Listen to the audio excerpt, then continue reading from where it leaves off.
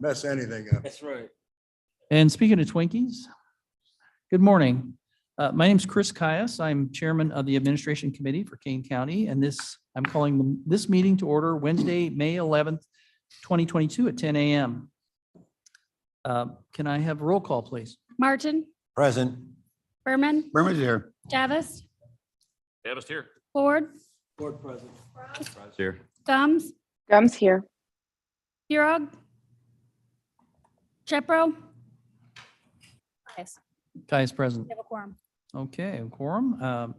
May I have a motion and a second to approve the minutes from April 13th, 2022 and April 20th, 2022 by Berman moved. Berman, second, Have a second. Davis.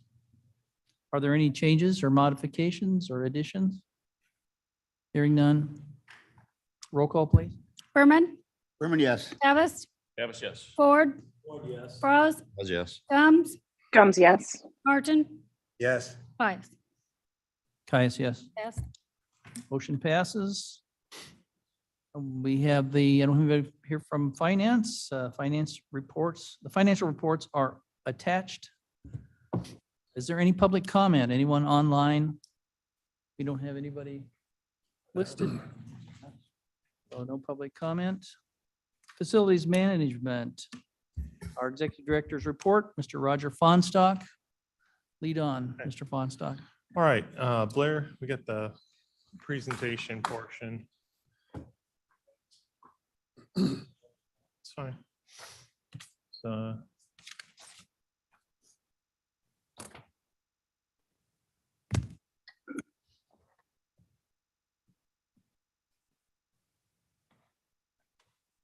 Good morning, this is Roger Fonstock, Executive Director for Building Management in the IT Department. So we have a report for you today. We're going to take you through a couple of different items. So I had the budget performance reports. I'm going to try to bring those on a regular basis, just so you have an idea of where we're at financially with building management. We may actually incorporate IT reports as well, so we can just kind of make it uniform.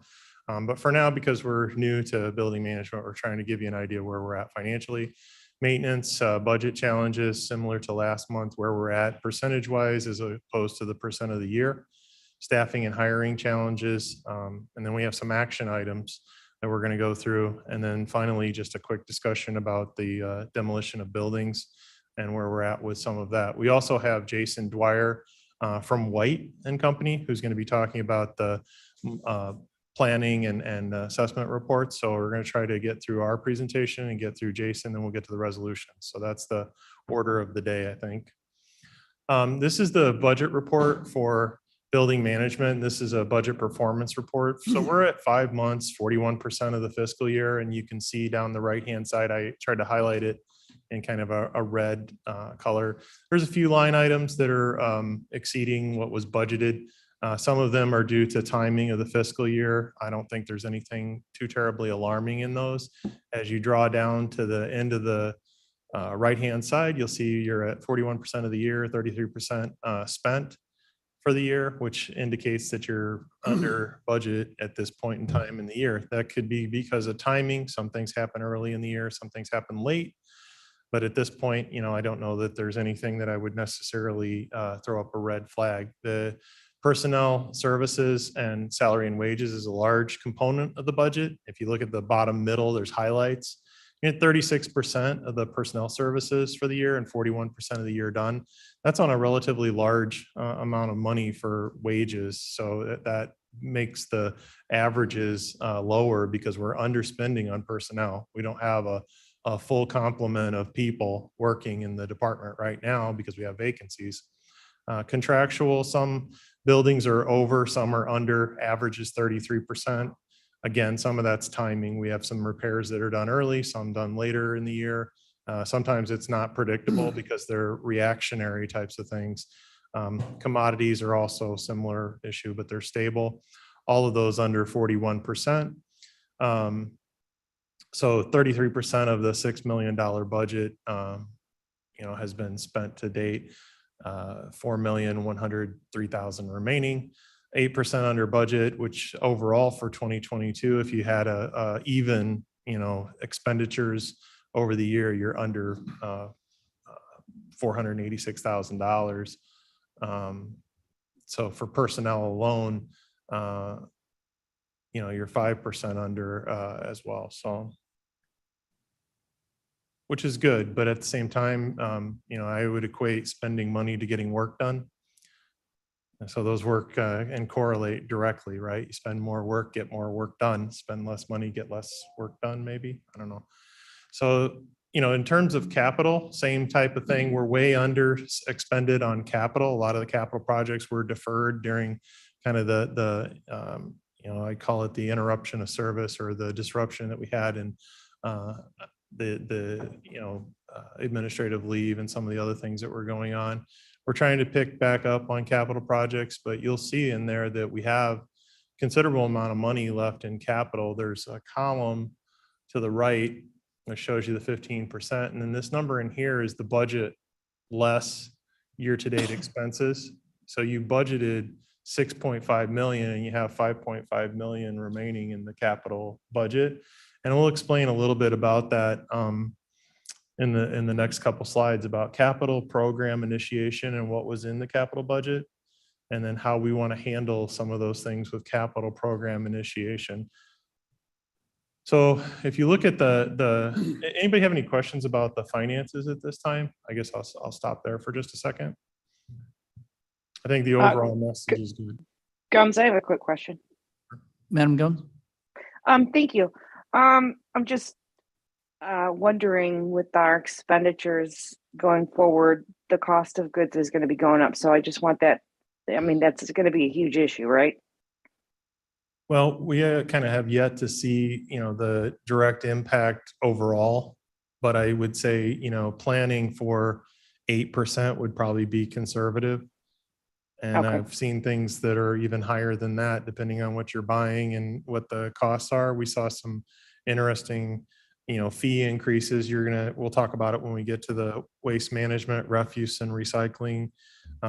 We do have a contract for that came back in, and those numbers are all coming in higher for the renewal. And then, we did work with Jody Walnick, Director of the Energy and Environment, and we looked at the gas contracts, and those were considerably higher for just the actual gas charges. So some of those that have already come back have been considerably higher. So yes, you're right. And we are in that time right now where we're doing budget entry. And so myself and our team, Charles is here, we're going to be trying to determine what we think is a fair estimate for those. But I would anticipate for next fiscal year that we'll be asking for an increase. And then the remainder of this year, if we start expending money and the inflation continues, we might see some problems as we approach the end of the year. One of the things that Finance Director Onzik works with us on is trying to determine when we need to talk about budget adjustments and trying to work towards the end of the year with the money that we have in the fiscal budget and not coming in, prematurely to ask for money and then come to the end of the year and still be under. So we try to balance a little bit later in the year so we get a better, more accurate number. And we're not doing it multiple times every time something comes up when we still have funds available. So that's kind of where we're at. But yes, Ms. Gumbs, that's absolutely true. Thank you. Anybody else? Okay. So the maintenance progress, we've been reviewing preventative maintenance and reactive maintenance. I've been looking at this with staff and with some outside resources. And when I talk about preventative maintenance, that's the things that you're scheduled to do, to change filters, to change belts, to handle the equipment day to day, make sure that it's in good working order. We just had the startup of the chillers and air conditioning. I think we had a relatively good startup of everything this week. We have a few spots that are warmer than they should be. I think even one or two that are too cold. So, but preventative maintenance is how do you take care of all the equipment? And that's something that we want to get better documentation and a better policy procedure and details on. And we're still early in that. Reactive maintenance is the service desk, people calling in, asking for help. they have particular problems and we're just reacting to fix it. So those are two areas that we're looking at. Again, I've been meeting with contractors and discussing solutions and services. Solutions meaning like software that we use to track the schedules, software that we use to track the service tickets. And then the other part is the service side of it is, do we have outside contractual services doing preventative maintenance on major mechanical? Do we have someone going through and inventorying all of our major mechanical and creating the preventative maintenance schedules based on the manufacturer's recommendations? And we're looking at proposals for that, whether we do it in-house or we do it through a contractual service, we need to do it. And I don't know that they're contractual or if there's actual preventative maintenance schedules for every major mechanical. That's a discussion we'll have at the end of this slide, which is how do we define critical systems for contractual PM? Excuse me, Mr. Caius, can I Yes. just make a comment? Madam please? Chair. Roger, are you sharing with us that there has not been historically a schedule? I'm for- sorry, I don't interrupt. Can make sure that you get Oh, does talk that- right in the that- microphone. Are you sharing with us that there has not been a historic schedule on the maintenance of the mechanicals for the buildings of Kane County?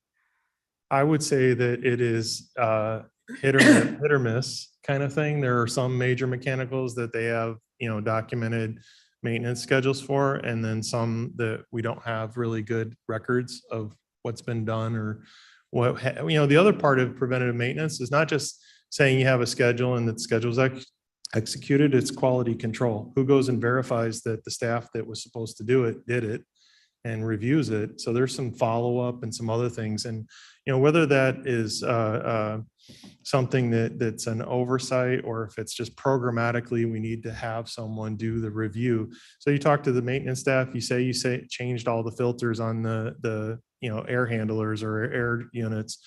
Okay, well, did the supervisor go by and check the work with somebody, just spot checking things to make sure that what they say is done is done? And I know that from dealing with some of the water filters, water heaters, temperatures, there's times when things are reported and closed, but not necessarily completed or done, so you're like, to what degree is it done?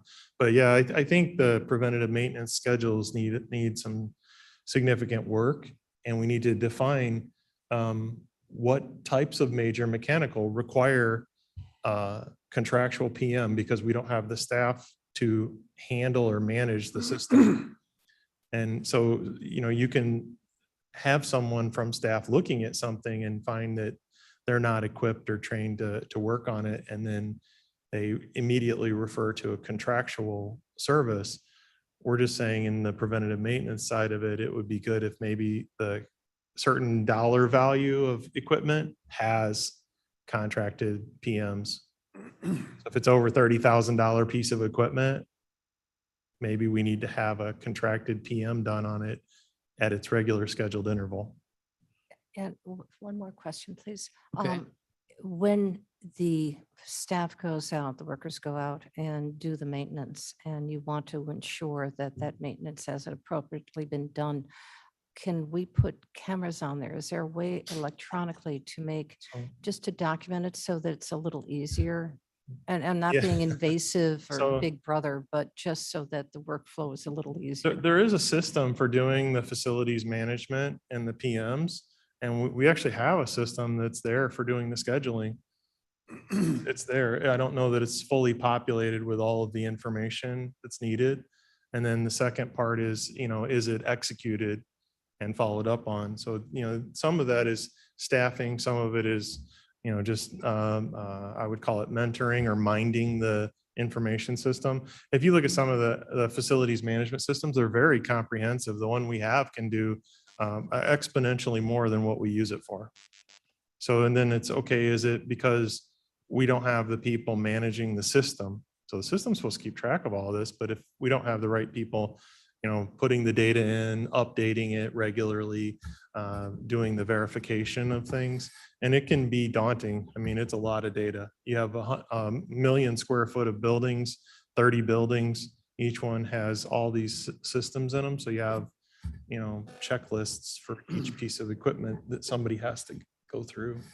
And that I can Yeah. appreciate, but we have seen what the cost is to the It's county for steep. lack of maintenance. And Oh. if we don't proceed with Yeah. regularly scheduled maintenance and having it documented, we'll continue to lose money for our taxpayers. Yeah, I agree. And I think the quality control part of it is really important. It's not Agreed. just that you have a Agreed. maintenance schedule, it's to somebody go verify, that it was done. And then also that outside professional. So we have some boilers and chillers that require some high competent skills to operate. And there's some basic things that our people can do, but they certainly need attention of somebody who's trained on the specific equipment. Mhm. So making sure that we're not missing those. Who makes sure that we're not missing those? Those kinds of questions, So we're working through that. I think that's going to be a big topic for how we handle some of the stuff later with the reorganization or contractual services.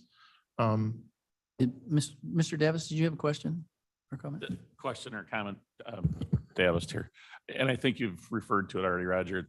You mentioned preventive maintenance and then also like a service desk, repair tickets or that kind of thing. I assume that the systems would mesh so that we can use not just the Yes. preventive maintenance records, but if we're getting service ticket requests, Yes. that So you marry the two and you start to see a trend, and it might even We- affect we- what kind of equipment we choose in the future. It's like, even though we're doing maintenance on it, we still have, we're now seeing a pattern of breakdowns in a particular area or type of equipment, and that, yes. so. So that's, I think that's a very close comparison to how we handle stuff with IT equipment. We do the same thing. We document service tickets and we actually follow up on them. I think some of the detail of, reporting on what's happening in the service desk. Other thing would be getting the end users and offices and departments to use it properly, and then the yes. staff to close and document the tickets properly. So if you have somebody that goes and deals with the same problem 4 or 5 times and the issue is closed without notation of what they did, and then the next person comes along and tries to figure out the same problem without the notation, they spend another hour looking at it because they have to figure out what happened. And we found a lot of the information in the service desk is closed with no notes. So that's a troubling spot, but there's a lot of things that don't make it into the service desk, which we want to change because you're not really tracking all of the work that's being done. People will talk to somebody, pass somebody in the hall, they pass something off. And we want to try and work similar to what we do in IT, where we have multiple ways to get a service request in. Right now, it's kind of limited to, you have to log into the facility management service desk, put in your ticket and put all the drop downs and fill out all the blanks. In IT, it's different. We have it, you can call, you can email, you can, if you pass one of our people and you ask them for something, they're supposed to put it in the help desk to document that you asked for it. And even myself, if you tell me something, I am not carrying that around with me all day. I send it to the help desk after you tell me. Roger, if I use my laptop like a clipboard to handwrite things, I'm not doing it right? You can. You just have to get it to one of us. Anyway, those types of reports though are useless if you don't have some content to them. And the aging reports, how long does someone wait for a service ticket to be addressed? Frequency and volume, which Mr. Davis was mentioning, how many times is this thing broke down? What did we do to it? Do we have particular departments, offices, or buildings that have frequency and volume of problems with the same piece of equipment? And if you're looking at the reports in the detail, you'll find that. So the next part is defining critical systems that require PM schedules, whether they're staff or contractual. And we're looking at how do you define those? Obviously, heating, air conditioning, boilers, those types of pieces of equipment, roof inspection. We have elevators, major, other major mechanical systems, but at some point we need to define what has to have a clearly defined PM schedule. We can't do clearly defined PM for maybe everything, but that might even include safety inspections, walkthroughs. I know, again, water resources and energy and environment, Jody Walnick, they're working on a hydrant and some issues with water at the Judicial Center. And they'll tell you that, over time, not doing certain types of maintenance preventative schedules on those have resulted in problems. So we need to do some, annual or regular inspection, basically making, our recommendations for repairs more regularly, waiting 5 years and then trying to fix it when it's dysfunctional is difficult. So just getting more frequency. So these are the challenges. Again, overall, I think the maintenance budgets, which is contractual, is not in bad shape. You're at like 32%. You have 7 months remaining. So you're probably should be at about 40% if you're at even spend rate every month. But these are the areas that are, way overspent. And I think because the dollar numbers are not, that significant, you're not seeing it affect the overall budget. So some of these, this one in particular, the Juvenile Justice Center repairs, 133%. Well, that's one building out of 30 buildings. So the fact that it's over 133 and some are under by, 20 or whatever, it evens out. And in talking with Joe Onzik about it, he's not concerned as much about these individual line items within the Building Management Fund 80. He's worried about this number when we start, getting to where our fund can't handle the maintenance expenditures. But it does tell you where we're spending money currently and kind of running high maintenance budgets. So I just wanted to bring that to your attention. There are some areas that we have, some serious maintenance issues going on that hopefully that remedied them though. So for the rest of the year, maybe they don't have as much. It's kind of the balance of it, I guess. Staffing and hiring, we had 2 resignations since our last meeting. One of them took a job in court security, I think.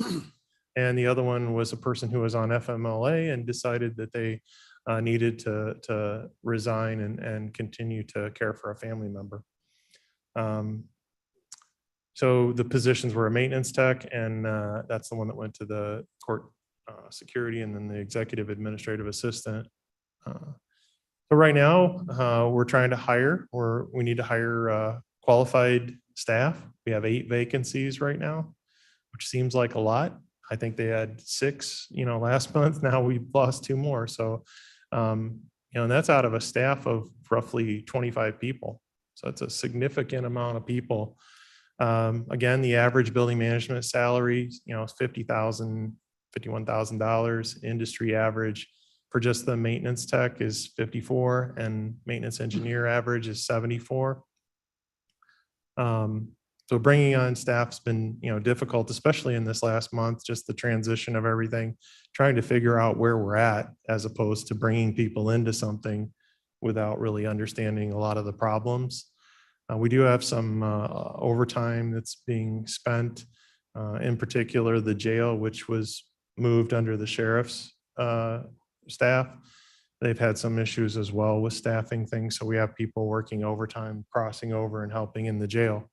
And we've been working with the sheriff whenever there's, issues or needs. We have pretty good conversations about what they need. So trying to make do with what we have. And at the same time, I think this month we're going to spend a lot of time trying to figure out how to hire people, market the county as an employer.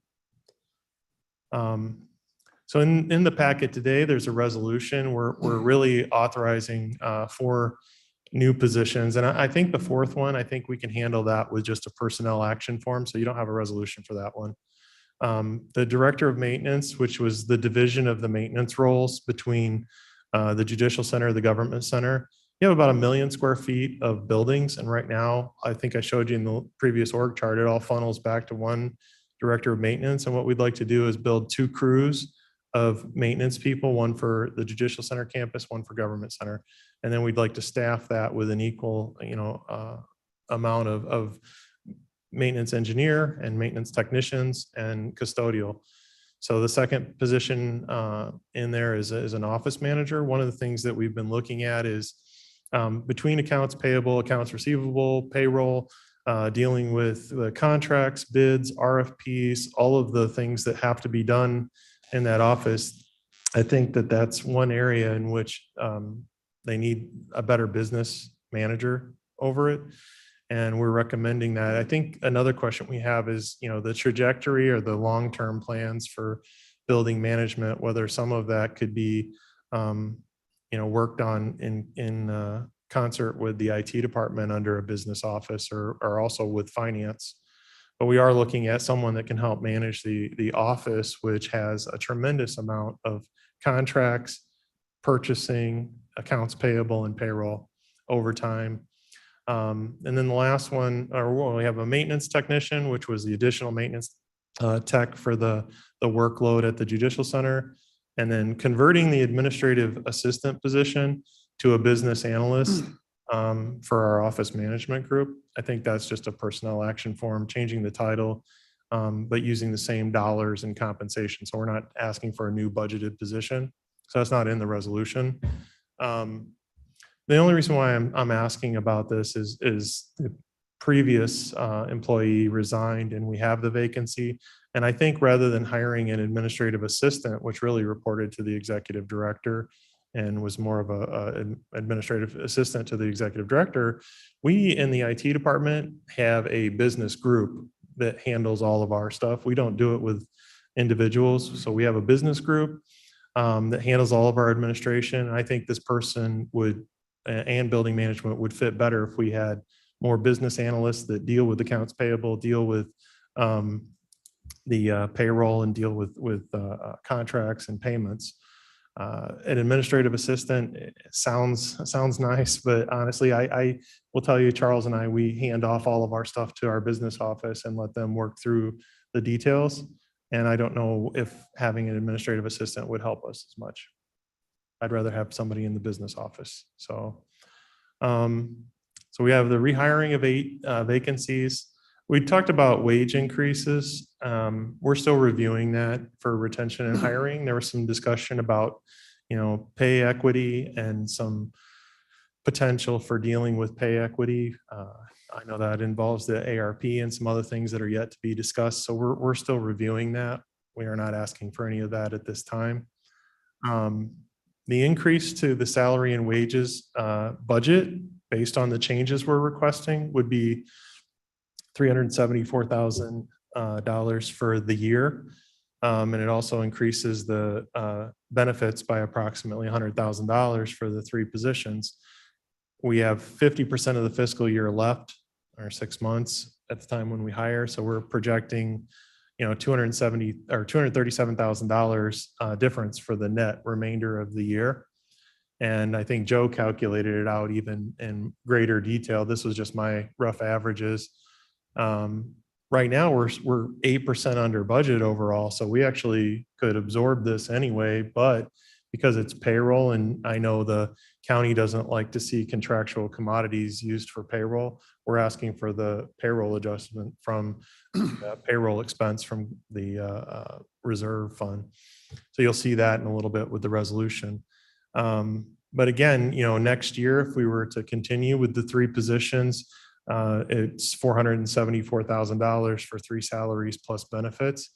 And I think that we would also work, depending on the direction of the board, we would work on reconciling the business office to work between IT and building management. And there might be some efficiencies there that we haven't realized, because we're still trying to keep most of it separate right now, so that building management is its own entity and IT is its own. But with a lot of the turnover and a lot of the needs, we're crossing over and using IT staff to do it anyway. So I think it'd be best if eventually we have that discussion about whether the business office that we have works with building management, IT, and finance to manage all the accounts payable, payroll, and contracts. And that would include purchasing. So I think that's a long-term discussion about how IT already, we work pretty much hand in hand with the finance office when we have issues, but just making sure that group, which actually does a lot of the county's buying, is well coordinated with purchasing and finance. Those are the staffing and hiring recommendations. And then this was the original org chart with, their first 31 employees that they had identified with, and I think we talked about this. This is the part where we're looking at changing. You have all of this is going back to one director of building management. And realistically, that's, most of the staff, and it's on, roughly 30 buildings in 7 cities. And so it's a lot to take in. And we're talking about how that gets restructured with another director of facilities management and creating some division to where, they have a narrower responsibility and it's on a campus. And then there's some satellite buildings that we have to deal with, but primarily we have this campus and we have the Judicial Center campus to deal with. Those are the 2 big campuses. This was our division of labor, and this is the director of maintenance. And then we give them the complement of staff that they need. And this was the budget estimates that we provided to finance. And that's the net difference between 1.7 and the 1.3 that you saw on the other slide. So this was 1.74. And then if you go back, this one was 1.365. And that's for a full year. That's not based on the 6-month projection. But this is what we would propose. And this is this concept of having a business office as opposed to having an administrative assistant to the executive director. And then you have a person who is kind of loosely associated to accounts payable, payroll. And they also help manage, mayoral room and custodial and grounds. And I mean, you have kind of this loose organization of it. But if you look back here, it's somewhere in here that gets taken care of. So we're just trying to put it in its own column and give it a person that is going to be responsible for it. And I think that'll help tremendously with contract management, invoices, approvals, payroll, overtime, and budget. Assembling the budget in particular is going to be a big challenge based on the people that are no longer around. Yes, sir. Drew Frost speaking. Roger, where would Mill Creek fall under that organization? So Mill Creek is not on this. Mill Creek is its own entity, its own tax base. So we didn't address reorganizing Mill Creek SSA. It's got 1 employee which reports to the Mill Creek Advisory Board and the executive director. So we could talk about that. Yeah, we need to, because, right, I had 3 people I dealt with at Mill Creek. Now, Mill Creek's the size of a small town. Yes. Speaking to the microphone. Mill Creek's the size of a small It town, is. about 4,500 people, and we oversee it. And I had the executive director, the administrative assistant, and then our on-site person. Mhm. For the last several months, I've had just the on-site person who's Yes. fairly new. So, for example, today I'm struggling to put together the entire agenda for next Monday night's meeting. So, Everything's locked up in Lily's office, so it's so not fun right now. if I had my, I guess if I had my, magic 8 ball, I would say that fits under our office manager, that they would be dealing with Mill Creek and that they would have these people working on accounts payable, payroll, and custodial grounds and contracts. And we would use them with the Mill Creek SSA coordinator. Right now, I think in the past, there was always this kind of line in the sand where it's, these people don't work on Mill Creek SSA because Mill Creek SSA is not paying for them. So what we would propose is that a small portion of these salaries get paid by the SSA as a part of making it part of their responsibility to handle payables, payroll, contracts, pay the bills. And what we would look at is, maybe is it 10% of their wages or something like that? I don't know. We haven't. I believe, I could be wrong, but I believe the executive assistant and of course the on-site person was paid by, or a portion of the executive assistant, maybe a portion of the director. They were at one time, and I don't believe they are in the current budget. So one of the things we were asking about was even Bill Meyer, if we have him do something for the county, if say we were to have Bill Meyer, who works for the SSA, do something for the county building management, he's technically getting paid by the SSA, so we shouldn't have him do that. So, it could be that the county pays a small percentage of Bill Meyer's salary for the things that he does for us even, which is kind of maybe counterintuitive, but if it makes it all a legitimate, exchange, because you are paying using tax dollars. So if it's 5%, or 3% or something, then does that, it identifies 3% of his work is being paid by the county, so it's okay. And same thing for these staff, if 10% of their work is, so you could compartmentalize it and say SSA has to pay for everything that they do, but it's not realistic. They do, 5 invoices a month. And you're asking somebody to, try to manage the finance system to pay those. Well, it's easier if we do it in this. Well, just so everybody knows, the Yeah. executive assistant was on part-time leave going back to December, and then Yes. went on to full-time leave and then resigned. So Yes, here it is approaching June. yes. and Gonna be a lot of she's been change. Yeah. yeah. So, And it takes a long time to get people up to speed yeah. on helping out in Mill Creek because they have to learn. And I think uh, that's one of the things that we're trying to address is that right now in that small group of people they have, it's one person that knows what's going on. If we do it in an organization with a business office, we can cross-train and have 5 or 6 people from IT and building management that know what's going on. And if one of them is out, we have other people that could step up. And that's kind of what we're doing now. It's just informally, we have people for Monday for Mill Creek SSA, we have a person from our IT business office that's going to go help with the meeting. Just because we don't have any other resources. So again, you get back to, well, that's SSA, should they be paying for it? And there's this kind of line in the sand. We're trying to ignore that line for the moment, and then we'll get to that when we organize this, but Because we we're do need people. In flux now. Yeah, we need people. And as Drew said, the SSA needs people to, when we talk about paying their bills, we have people in the IT office that are doing all accounts payable and helping them pay their bills with Michelle from building management. So we're stepping in and doing that now. But I think, it'll get better. We had to catch up for a lot of things. Yeah. And then, Mr. Martin, you had a comment or question? Well, a question relative to apportioning the cost. Is it possible to implement some kind of a time slip system? Yeah. They're all To on me, time. that's the solution. If you assume whatever it is, a 37.5-hour week. Yeah. And Yep. somebody keeps slips, it's pretty, because if I lived in Mill Creek, I'd want to know that it was fair. And if I didn't live in Mill Creek, I'd want to know. that it was fair. Another kind of, it's a silly example, but if Mill Creek needs to use a county truck because they need to move something, seems reasonable, right? Well, but if the city called and said they need to use a county truck, is it reasonable? Those are the kinds of questions that come up, and we're like, okay, we need to have some sort of shared responsibility where we make sure that's perfectly clear and everybody agrees. And I have one And we other- can do that. And Mr. Martin? I have other a comment? non-Mill Creek question. The salary range or the salaries that you've got there. and Yes. then Are those current or are those reflecting? Those are- market considerations? Those would be the top end of what we're looking at or requesting. So it we're worst case trying to do scenario? not to exceed. Okay, but I mean, is that when you talked about our salaries relative to the market? Yes, those were based on But- market. This is market. Yes. Okay. And that's where you get into this maintenance engineer and maintenance techs. I just want to. These numbers are in our world low right now.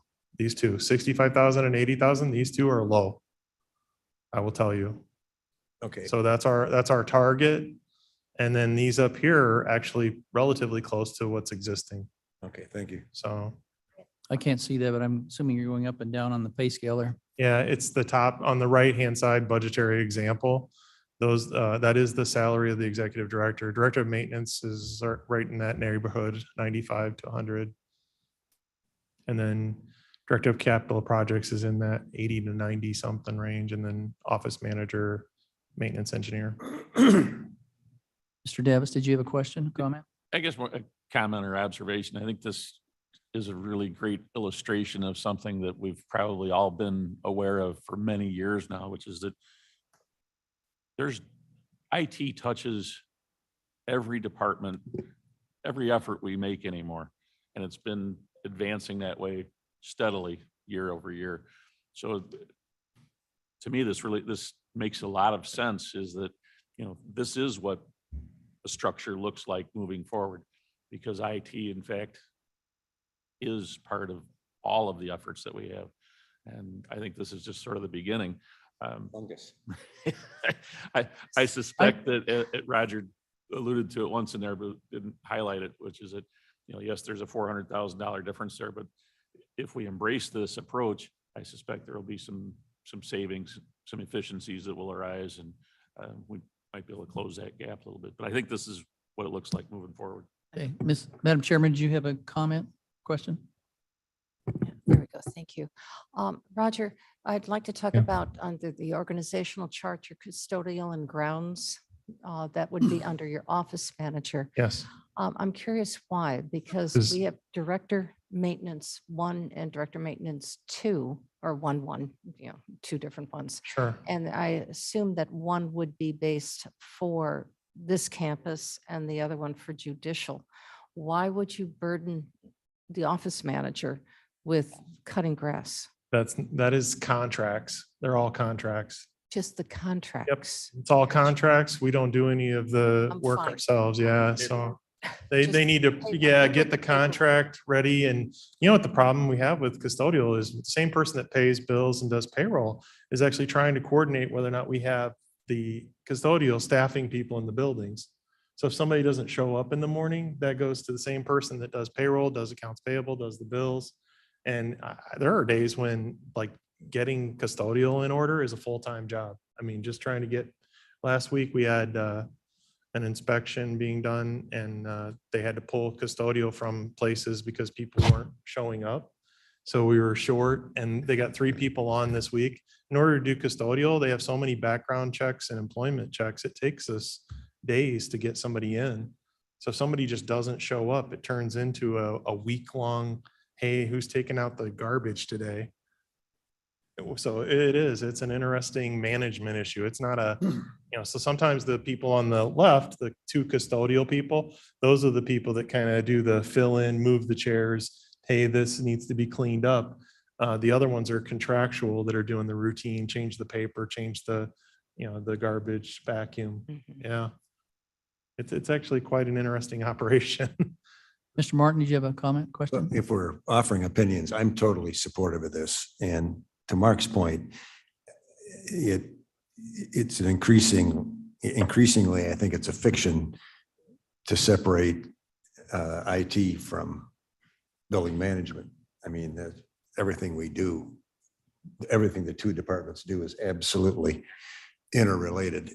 And I think we need to look at it as if we treat it that way. I don't know if that means combine the 2 departments, but at least as I sit here today, I wouldn't be adverse to it because they're so closely related. We'll take that as a comment. I don't know if we want to get too far afield on speculation on who will combine at this point, but Well, I I'm think just with the saying, blueprint we're Fine. doing right now to get us I through agree this. with all the comments that were made. I think from our perspective, we're trying to make sure that we don't, do something that would prohibit you from, making different decisions in the future. It's just what would help make it better right now.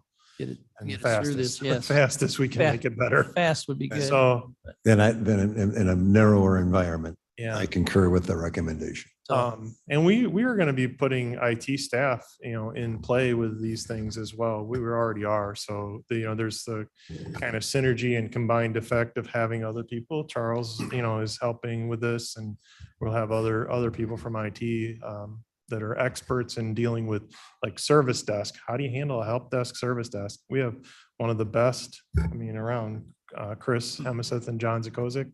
They run our service desk and they're great. I don't know. I think they'll be able to help us a lot with how that works. Now the issue is execute, get it moving. Yeah. Okay. So if you have other questions about that, we have resolutions later. We'll get to that. This is real quickly the capital projects. We have a resolution for that as well.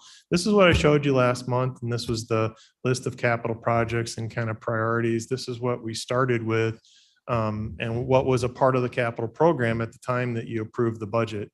And so what we did was, we went through kind of this process of initiation to avoid having capital projects or things touching the capital project budget that weren't a part of the program, or things that, people are asking about but haven't been officially adopted into the capital program. They weren't in the budget when you started the year.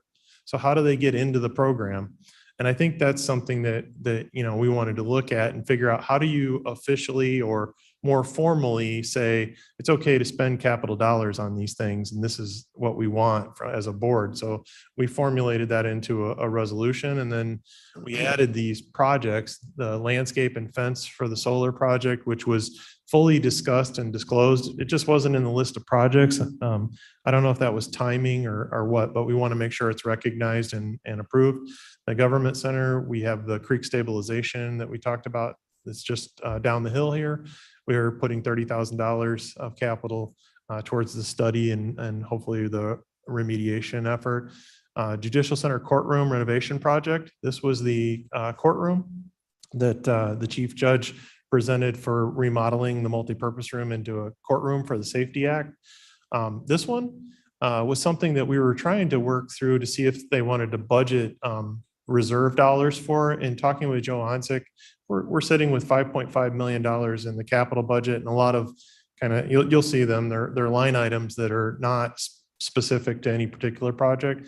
And Joe again was like, well, you have money in the fund balance, but if you have $5.5 million, you might as well, go through that, make sure you organize and dedicate that money first, and then come back and ask for money. Okay, that's fine. Charles and I talked about it, and we're ready to do that capital project from existing funds. The coroner x-ray equipment and multi-purpose building transfer to the Public Building Commission, that was already done, but it was never recognized in the capital budget. So we just added that in so you can identify with it, but those are already done in past tense. So what does that look like? These are the add-ons to the budget. There's a $1,093,976 in capital program added to it. And what we did was we did the appropriate reduction in other line items. And this is what it looks like now. So the top half is what you started the year with. There's adjustments, and then there's amended. The bottom half is all the new stuff. And if you look down here, the total amended budget that we submitted was 6.5 million. It's approved at 6.5 million. We spent 807. There's no net difference because we just balanced it all within the fund and within the budget. And there's 5.5 left right now. Now we have all these projects are kind of earmarked for money now, and they're a part of the program. So what does that mean? Well, it means that the resolution in the committee is approving of the capital program. The capital program is tied to what you approve in the architect, engineering, design, and construction resolutions, which you have with White, Healy, and HOK. So if there's something in here that has dollars associated with it for a project, let's take the demolition of the diagnostic center or the demolition of the fleet maintenance. That's a designated program in the capital budget. So now we know how much money the board is authorized to spend to do the engineering, to do the studies and the plans for the removal and demo. We have an actual program budget for it. So we can start working with the architects and engineers to develop the plans. We'll go out, get the bids done, or the competitive part. We'll bring that back, and the board would approve of the demolition project within the budget that was approved in the program. I think that ties everything together to where the board still maintains the oversight of the capital program and oversight of the capital projects, and there's an approval process. And we also have a clear initiation of the projects so that projects that are not in the program are not started up and find out that we're tens of thousands of dollars into something without having any oversight or having it in the capital program. So that's really the only thing that we were trying to accomplish with this list of initiation.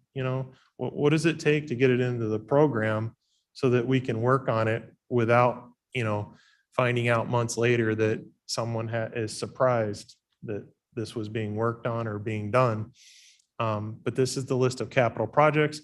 We put this into a resolution just to formalize it so that it's not amending the budget, it's amending the projects that the budget supports. So just think of it as these are projects within the budget that hasn't changed. We're just changing the allocation of the projects, okay? So right now, we have the demolition project, which is ongoing. That's the Fabian campus. That was a budget allocation of $425,000. That's in planning and pre-bid. We haven't bid that out. We got some remediation and some discussions that we're working on with the engineering. We'll have a plan for that, and then that would go out for bids. We would bring those back in for the approval at that time. The other one would be, salt shelter, fleet maintenance, all same. And then here at the government center, we had the initiation of the coroner's office demolition, the old coroner's building. That's been delayed. Last meeting, we didn't move forward with that. But I would tell you that right now we have a need for some storage space, not for people, but for equipment. Depending on the circumstances of the health department, the PPE, the Caneback site, all of the equipment and office related furniture like chairs, folding tables, we're going to need a place to move those if we need to get out of that building.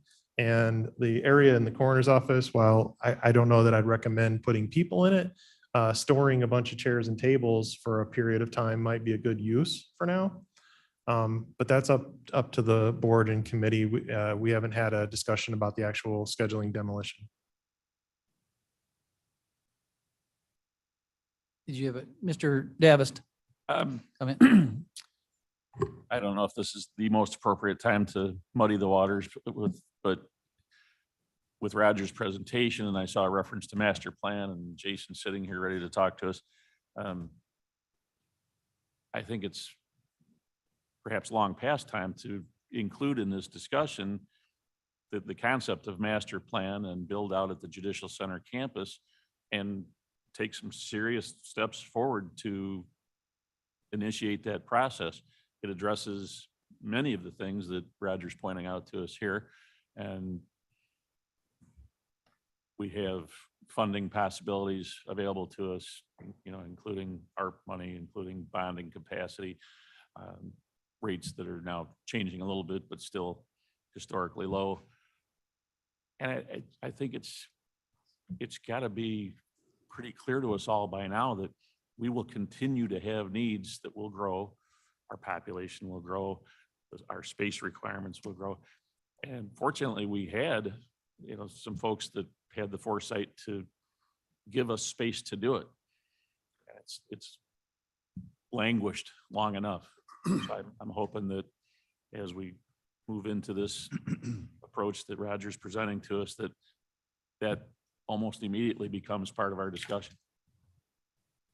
This so far is just the cleanup of what we had designated as I know a number of you were in the administration committee prior to this, that these were called for at least 2-3 years ago. Longer than that. On the demolition project. Yep. Did you have something, Mr. Ford? I did. Yes. I mean, And then go Mr. ahead. Frost. No, I think you were first and then Mr. Frost. Thank you. Actually, what Dad was talking about was part of what I was gonna say about going forward with the master plan. Also, out of curiosity, with the coroner's office, the old coroner's office, I know at one time there was a big problem with smell. That, speaking of using it for anything, did any of that get cleaned up? It's in relatively good condition. I know between maintenance and Mark Smith and capital projects, it is in pretty good condition right now. Probably could use paint, carpet if you're gonna do anything with it other than store non-personnel related. That's why we were talking about if you wanted to use it short-term storage, that might be the best use for right now unless you want to demolish it. Or you'd have to do some renovation if you wanted to look at the. I'm good with the storage as long as it's organized storage, not stuff that's being. I think it'll be tables and chairs and equipment from the VAX hub for now. We have hundreds of, pieces of chairs and tables. And we either dispose of them or we store them somewhere. So they're relatively easy to store, just stack them and they don't need a lot of climate control. But then the other question is, do you just dispose of them or give them one? Yard sale. Yard sale. We have the yard sales. And then Mr. Frost. Just you had real a comment, quickly, question? obviously I've been proponent of moving to the Peck and 38 campus for a long time, and I agree with everything Mark said. This morning I was going through a big stack of old papers I had from county related stuff, and I found a document, might have been from White, but it was a Judicial Center campus from prairies to facilities, and this thing's 20 years old. And, a lot of it's still prairie, I guess is what I'm saying. As far as a first step towards what Mark talked about, I would ask this committee to, I guess, just give consensus that a few people from this board maybe talk to our bonding company, and just to find out what the current environment is and, what our situation is. I've heard different things, that we've got tons of bonding capacity, but I would like to explore that, just so that when we come back to the committee in a month or so, we can at least broach the subject. Sure.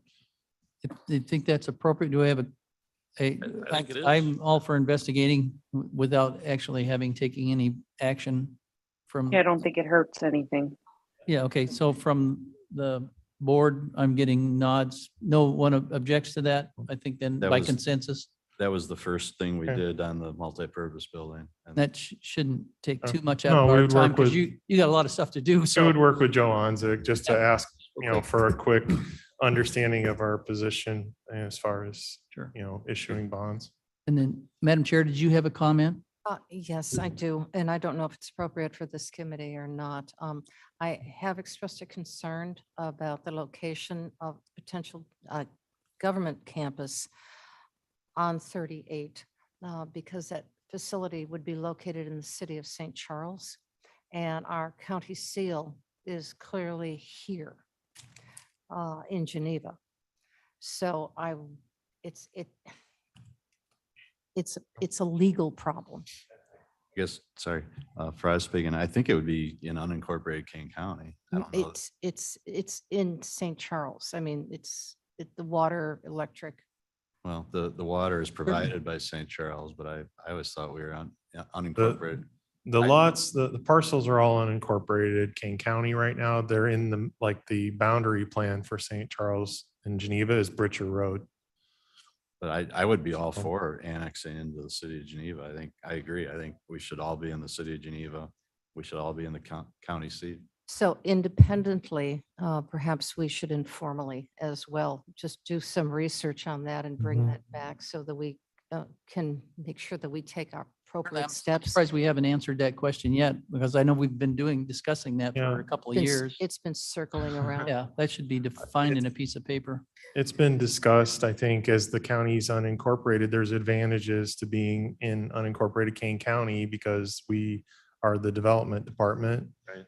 The contractual agreements for water, wastewater, electric, those types of things are handled as a property, but the connection to the city utilities would be also in play, and other things that would be in play if you annex it, it would be an agreement.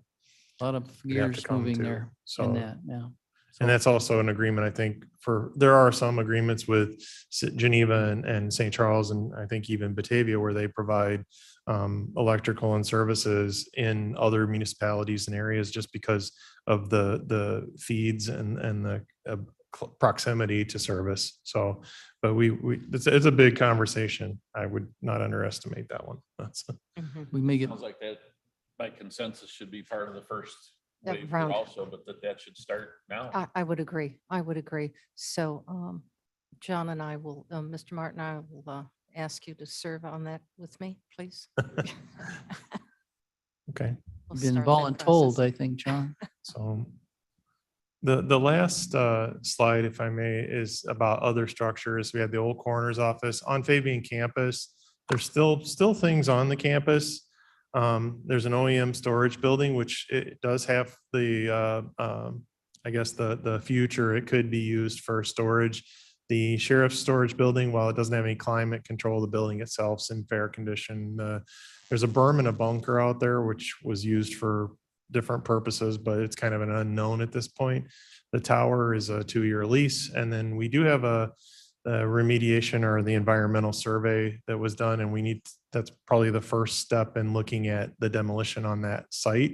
It was brought up about, the former gun range and some of the different things that might be present on the site from that study. And we do have some interest in trying to look at the remediation of some other areas. So that may come back as we get into the demolition, what other remediation might be potential while we're out there. So those are the things that we're looking at. Mr. Martin? How current is our environmental audit? That was done in 2019 before we did the multipurpose building. Okay. We did it as a part of looking at the campus to see what it was worth. We're gonna do, yeah, planning for that. So it's not that old. No. And we have a full survey, we have a title search, and we have the environmental survey done. So this is the campus again. I highlighted the buildings in red that I'm talking about that are the ones that we're working on demo. There's some stuff in this area that we're talking about remediation with, where there used to be an old gun range in here. And then there's a bunker berm somewhere out in here that we need to look at as well. Munitions bunker? Yes. That was, yeah. Is that on the north side? I can't This- see it again. Yeah, from here. it's where it says tower. It's just below that, Chris. Right here is the Right there? bunker. Yeah. And then there was in the lower level of the jail by the Sally Port, there was a gun range as well. So there's some questions about, yeah, it would get water in there. Yeah. That was the old basement. That was still under. Yeah, the Sally Port was underground. You drove down a ramp into the lower level. Yeah. They had water come in over the walls. So- Mr. Froz, I think had his hand up first, and And then to- Mr. I Ford. guess to Roger's question, as far as direction or consensus, that OEM storage building, even though it's very remote, it's really nice building. It's Yes. insulated. It's really nice. In good condition. The sheriff's storage building is a pole barn, just like you'd see on a farm, uninsulated. I know there's some Yes. raccoons that live in there, but for example, recently the sheriff had impounded like all the equipment from a landscaper for some reason. And, they had them in the multipurpose building. So something like that sheriff's storage building could, Yeah. easily be used for. So I would recommend those two just stay there Yeah. until such time that we do demolition. And So, if somebody were to buy this and do a major construction one. project there, they might want one of those buildings for, so our position is construction that use. they would be inventory. We'll just hold them in inventory. We don't want people in them, but Yeah. just inventory and storage. And you're saying that the three in red are the ones we're focusing on right now. Those are demolition. And those, we've already proceeded in our last Yes, meeting. Mark's working on the As you plans recall.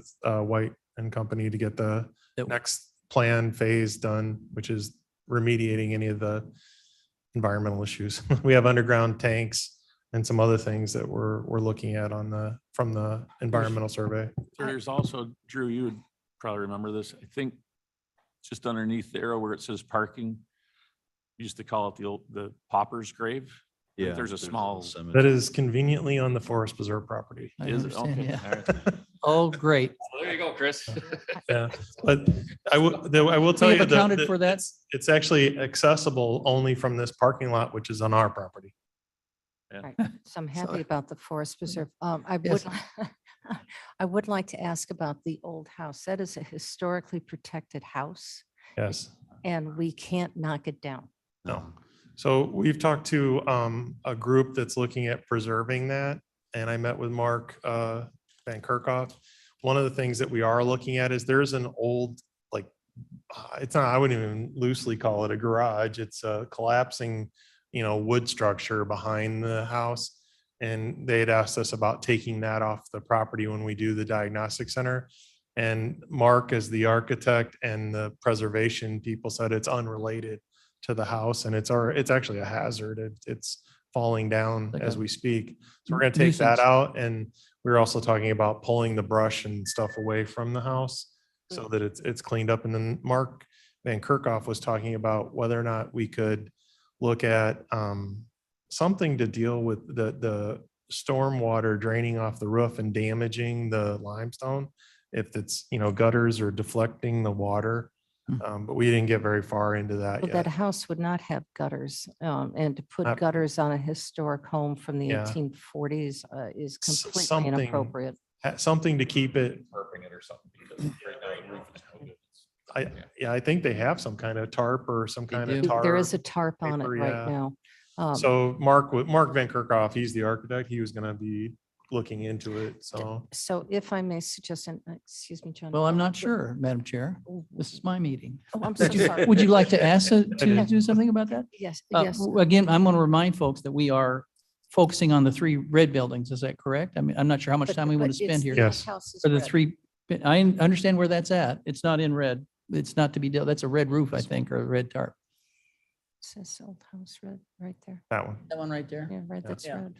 That's not part of what we're discussing today. Now, we can discuss it, but we were primarily, is that maybe not It's not a topic that we're looking to do any demolition. So so just those three But that it are up is- there. So then I'll step with down. that in mind, go ahead, but I don't want to get too far afield, but if you're, And Chair, the only reason I brought it up is it looked red to me and I was putting Oh, red yes, flags I'm- on that. we could bring that back as a discussion, maybe even have I'm sure future we discussion we about will be it. 'Cause discussing, it's a mostly long-term. today, we're talking about the shed behind there, which has nothing to do with the Yes. building and and some brush around the Yeah. outside. I And think. And that's So, a long-term plan. These guys are looking at 3 to 5 years. yeah, so that's, so just just to keep things So- moving along, and I'm sure Jason's Yep. fascinating back there by listening to all this, but I think we're paying him by the hour Yeah. as well, so. So that's the conclusion. We have resolutions that are in the packet. We'll talk about those when we get to resolutions. So any other questions? We do have Jason here to talk about the planning process and the assessment. And I think I'd like to get him up here to talk about that. And that move- may help illuminate some of the things about the movement of any structures from down here to the government center in the form of needs and conditions and assessment. Great. Well, thank you for your patience. This is Jason Dwyer, our lead architect from White, and you're going to be discussing space needs and conditions assessment. That's Yes? correct. Yeah, thank you, everyone. Jason Dwyer with White and Company. It's been quite some time since I've had a chance to get back in front of the full committee, so I'm happy to be here today to give you an update. I thought since it's been a while that it might make sense to just start with a little bit of an overview of what we're doing, what we've done, kind of where we're at with things. So you've engaged us as part of the overall contract to work on space needs analysis and physical conditions assessments of your current facilities. So I'll kind of walk you through that. So just, I tried to bullet point in fairly simple terms, kind of the scope of what we're looking at on the two major components: space needs at the top, physical conditions assessment at the bottom. Put check marks next to the items that we've completed to date. So I'll be getting into these in a little bit more detail, but just kind of quick overview. For the space needs assessment, we've done some data collection. A lot of that is evaluating existing information, past reports, that kind of thing, and sending out questionnaire surveys to all of the different departments to collect data from them on their current conditions, current staffing, deficiencies that they see, what highlights they might have in terms of targeted additional staff growth over time. We've looked at a lot of other metrics like population projections, other workload indicators. And then we sat down with every different department to do a formal interview with them to talk through the details, assess the projections. A lot of that is spreadsheet work, looking at different options there for what growth might look like. And what we've got to right now is a summary for all of the departments. So I'll show you in a minute what that looks like. But next steps on this part would be to send the summaries off to all the different groups, make sure we're all in agreement with that, and then summarize and sort of finalize a needs projection. Now, on the physical condition side, we focused on really looking at the condition of the different buildings with an eye toward, what kind of deferred maintenance issues are there, what's the quality of the asset as a whole. So we've done kind of an initial gauging of how detailed we wanted to get. That was work we did with Chris Allen several months back, determining the level of investigation for the various buildings. Some of them we know for sure are going to be very long-term, high-quality assets for the county, and we're doing a little bit deeper dive in those so we can have a better assessment about the amount of investment you need to make to keep them great quality assets. So all of our field investigation work is done at this point, and we're starting to summarize the findings and work on cost projections for the required maintenance and upgrade components. And really what we're looking at is taking this to kind of a two-pronged approach. I guess I'll say, for lack of a better term, having a grading of each of the buildings. What's the quality level from a physical condition, and then a couple other criteria that I'll go through. But then also trying to summarize the details of cost in a format that aligns with a 5-year capital plan. So maybe this is a little hard to read, but I wanted to put just kind of a little graphic schedule together to show you sort of where we've been, where we're going with things. So at the top in blue is the work that we've been doing relative to the space needs assessment. All those red diamonds on there were specific interview dates. A lot of that work happened. We really started this work in July of last year as we were just getting under contract on the project. So we distributed surveys and then did interviews really extending from early August through early November. Hit a bunch of them early. We had a couple stragglers. We were just trying to work through times to get meetings with, but that was the interview phase. And then we kind of proceeded from mid-October through mid-December on the analysis of the needs.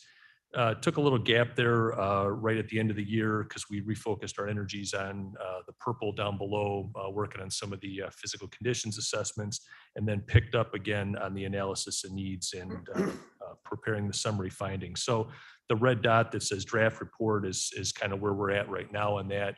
Next steps being review of the findings with the department and then finalizing the report at the end of June.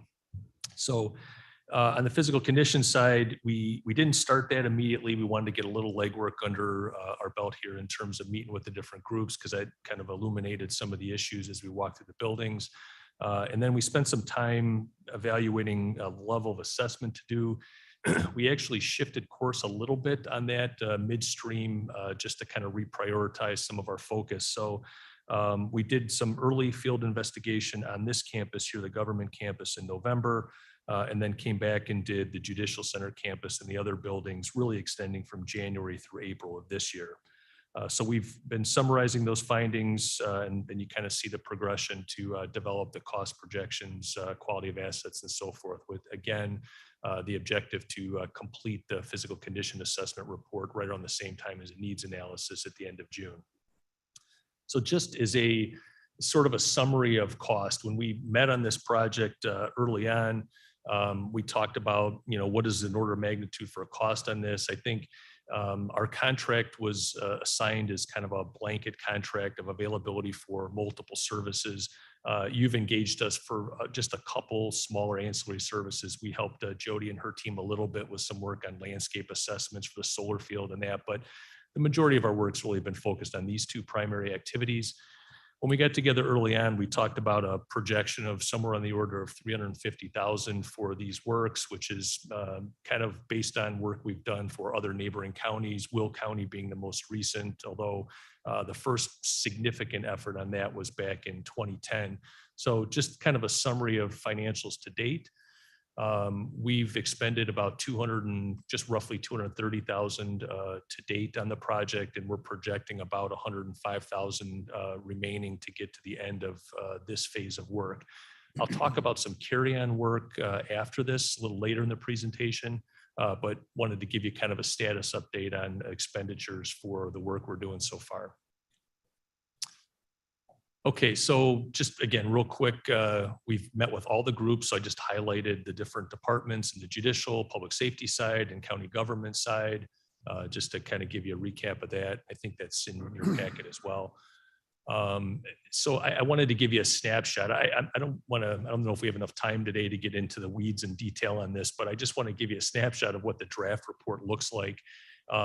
There's a lot of detail that goes behind this and the notes and projection calculations on spreadsheets and so forth, but we've just tried to distill it down for each of the groups into a 4-page spread that sort of documents where they exist in the facilities so far, documents existing square footage, a lot of the information we gathered from the needs interviews, any specific adjacencies for operational efficiency, specific deficiencies on the space or square footage that they need to be considering. And then, just kind of pulling that all together. So these are 2 pages. I just use supervisor assessments as my example here. Then on the following 2 pages, left side there, that kind of summarizes projections for staffing. And that really is what's being used to drive a projection for space needs for the different groups. So just to briefly explain, we've got a couple different projection models that we're using for staffing. We'd like to run a number of different scenarios and then evaluate what's going to be the most appropriate scenario. Sometimes we find that there's a close alignment with historical growth in staff that will tend to increase. So we run a scenario on historical growth, number change. We also look at ties of staff to population. Certain departments tend to align closely, staffing and population. Judiciary, there's a couple components with judges, with population, so that's often a key indicator. But then we also take into account departments' recommendations, knowing what their workload is, and other workload indicators. Things like legislation can also have a significant impact on staffing, which I think has been discussed at some length in the past relative to the Safety Act, for instance, and what that might mean for some of the judicial agency office groups. So we run the different scenarios, and then we determine what we think is the most applicable for the different department and use that as a projection. Now, I'm not going to tell you that this is going to be perfect. There's no perfect crystal ball on this, but what we're trying to do is come up with the best assessment of what the growth projection might be out to the year 2050. And then we always want to probably be a little bit conservative on this because this directly translates into space needs. And we found in our work on these types of reports that it's better to be a little conservative and project a little bit more on the staffing and space needs, because ultimately you're going to use that for planning purposes. And then let's say you decide to move forward with a new building, for example, you can always, I mean, you're going to get into much more detail of programming of a building, and there's always an opportunity to scale back. But often once a budget is set for a project, it's much harder to go back and increase that budget than it is to reduce it. So just to give you a little bit of a rationale in terms of how we do this analysis. And then on the right side, that translates into space needs. We use metrics of standard square footage per person based on national standards. And then we look at department-specific requirements that would be in the what we call department gross square foot other category. We document specific needs they might have if it's a large storage space or training space or something for that matter based on the department to determine the overall square footage. So that's just kind of an overview of the rationale. On the next slide, and so we're working on profiles of these for all government departments and all judicial departments. We summarize all those into tables. So this is the summary work in progress for the government side of the house. And you'll see that we're showing increase in staffing that's, you know, a little bit more than the increase in square footage. Reason for that is, you know, what we found certainly with some of the older buildings, they weren't purpose built for the operations that are being conducted in the building. So there's not as much efficiency.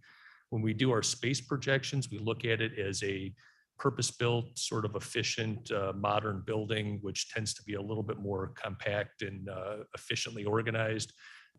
Certainly the next step in terms of planning, if you were to do a renovation versus a new construction, we'd want to temper those numbers a little bit based on how you approach the project. But this gives you kind of a good planning metric in terms of, you know, how to think about overall square footage for the different groups and departments.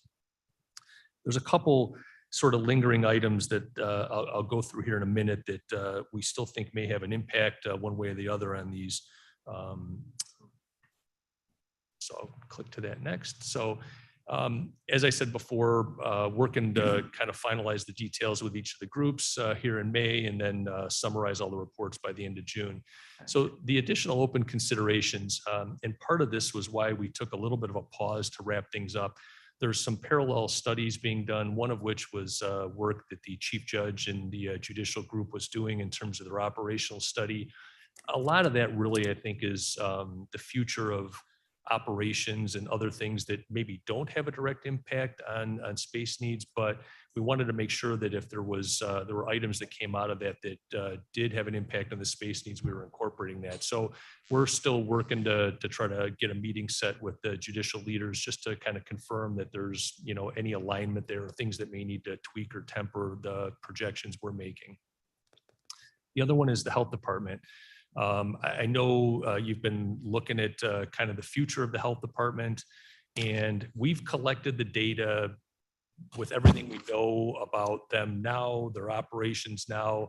But I think, you know, and we could sort of end their footnote and document kind of what we've done. But I would say if there is any additional information that says we want to look at expanding service in a certain type, I'd love to have the opportunity to incorporate that into our findings if the timing's appropriate. Okay. Madam Chair, Thank you. question? Yes, not a question, just a Comment? comment. Mental health would be one area of expansion. Yeah, that's great. I think that's something that came up in our discussions before. Um, And the TB clinic has got to be away from individuals. It has to be separate. It can't be in a communal environment. mhm.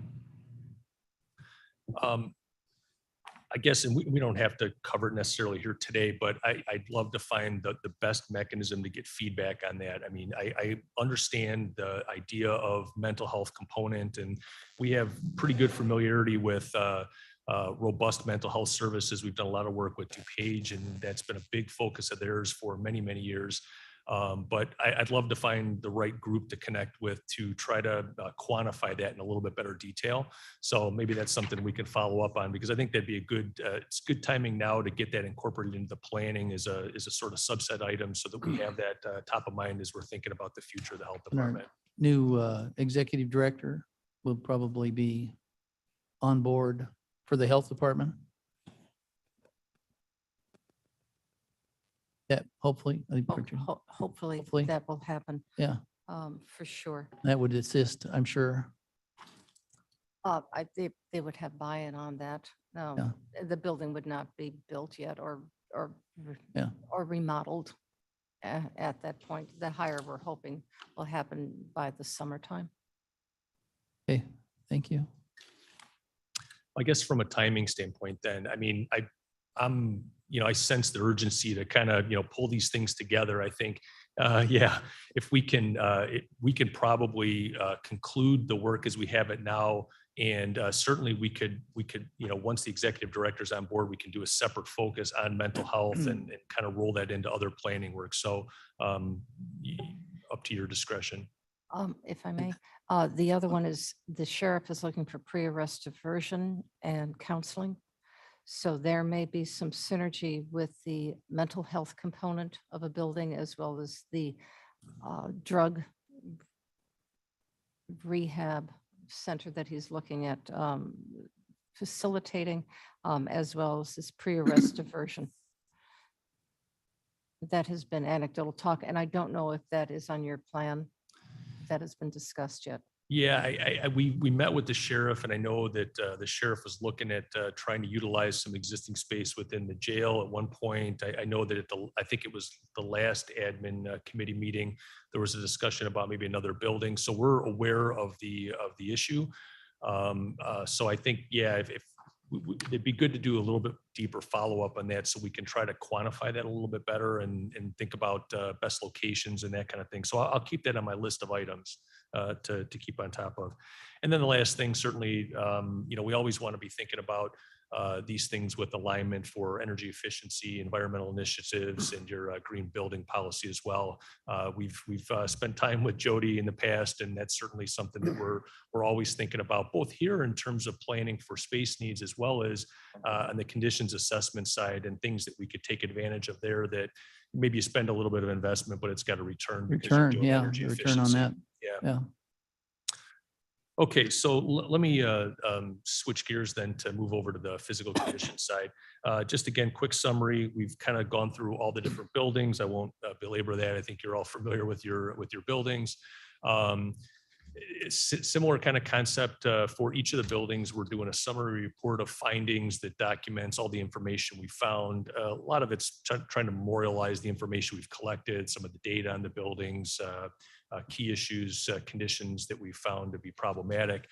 And then this one you really won't be able to read, but this is an example of our spreadsheets of data. So really, there's all kinds of data behind these. We're trying to look at every component and system within the building to determine things like, an air handling unit. What's its useful life left? Is it 25 years old, and is it approaching its projected useful life? Do you need to start thinking about replacement of that unit? So a lot of detail goes into this for all the different buildings. And we're categorizing these items in terms of the level of importance of the need. Is it a critical need? Is it just a repair? Is it something you want to monitor or something that's in good condition? So there's a matrix behind that. We apply dollars to that, and that kind of leads into how you can set up a capital plan to resolve existing issues or get ahead of issues that might be coming up down the road.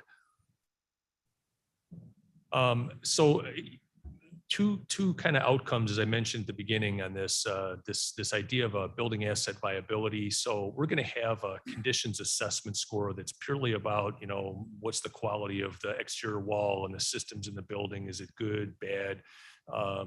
But also there's two other components we'll look at that are maybe a little bit more subjective, that having to do with how a building works in terms of its operational efficiency or its ability to provide proper constituent service. And then the ability of the building to support future space needs or operational efficiency. So, for example, if you have an older building that is set up in such a way that, you're kind of out of space, you get kind of a low assessment score in terms of its ability to support future space needs. Or if an addition is not practical, this building, for example, it's not wonderful in terms of its constituent support because you kind of come in, you got to go to multiple floors. It's a little bit confusing. Accessibility is not great. So those are the kind of things we'd be looking at a little bit more subjective basis to determine sort of the quality level of a specific asset. And the reason we're doing that is we're trying to make recommendations for the county to spend your money on your best assets. You may find that you've got an asset that's working, but it's not a great long-term asset. You want to spend just a minimal amount of money to stabilize and keep it from deteriorating any more. But something like the Judicial Center, for example, which is a great asset for the county and will always be a long-term asset, you want to make sure you're putting the proper money into that to keep it a top-tier asset so it doesn't deteriorate into something that doesn't live to its full life potential. So what we're trying to do with the building assessment viability, get that done by the end of May. Then that feeds into what we're talking about for a 5-year capital plan. So all those spreadsheets of data that you couldn't read on the screen before, that's really all the work we're going to go through, and we're prioritizing our focus on your best long-term assets. Certainly there may be sort of stabilizing investment recommended for shorter term building assets or assets that you may not use forever. But in terms of how do we prioritize within the projects, certainly probably first and foremost would be health, life, safety issues. If there's something that is a risk to the occupants or visitors of the building, those issues will be identified as your most critical investment items. Next would be things like preservation of the asset. So if you have a leak somewhere, a roof problem or something that's causing continued deterioration of the building, we want to get that resolved so it just doesn't keep costing you more money down the road. Then we get into things like security risks, continuity of operations. So if you have a problem with incoming power service or a generator that's in really poor condition that could go out and disrupt operations, those would also be kind of primary focal items. Then kind of on down the list, accessibility, any environmental concerns. And again, here looking at energy efficiency. So, we may say that lighting, for example, maybe the lighting is average in the building or you're having some issues, but it may be worth prioritizing that higher because you can replace the lighting and actually get some grant dollars for that and get a good payback on it. So it makes sense to make that investment a little bit sooner, even though it may not be a life safety type item. So just to give you kind of a sense of how we're looking at prioritizing the items. And then from an importance factor, certainly critical items, things that need to be done in the first 2 years, and then what we call replace items that could be done in a 3 to 5 year window. So all that kind of comes together to develop a projected recommendation for a 5-year capital plan investment in your buildings, focusing on your most critical items first. And then, I'm not going to say we're overly front end loaded, but the idea would be to try to balance those things out in the 0 to 5 year range so that you have kind of a consistent expenditure on capital investment that you can plan for. Certainly if we're identifying an item that, says in year one, you need to spend more money because they're all critical, we're going to make that recommendation. Or if you say, hey, based on how we're looking at revenue streams or different balancing of funding, let's put more money into year 3 versus year 2. I mean, there's a lot of back and forth we can do once we have the data. So that's really all the work we're going to be doing over the next month or so here, so that we're trying to give you a document that you can use coming into your budgeting timeframe coming up in June. So it says 15th of June, is it? Completion? You Uh, just said the end of June, 15th of Well, June? we're trying to get you cost data for purposes of when you start your budgeting cycle mid-June, and then kind of bundle it all up by the end of June. So is the game we plan. get it into our budgeting. So Yeah. we make sure we plan ahead. Right, Work on that. right. Okay, great. So, so I just put this simple graphic together. Really, our focal area is the blue and sort of orange boxes on the left side. Space needs, physical condition, that comes together as a report by end of June.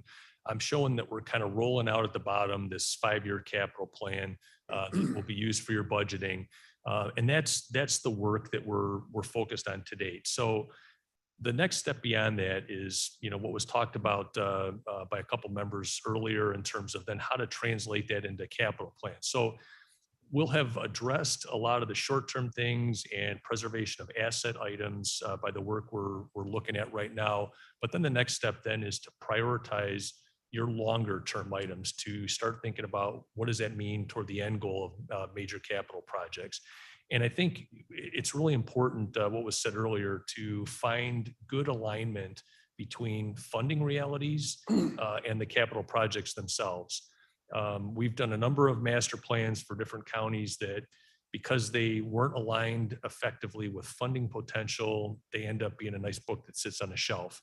And I think, we're certainly going to look at where you need to go. There's a back and forth that comes into play there, but it really would be helpful to try to get a sense of current financial situation, bonding capability, and that, so that as we think about prioritizing a specific project or developing that master plan, we've got an eye toward what's most important and how can it be executed with available fund dollars, so you don't end up with a book that sits on the shelf.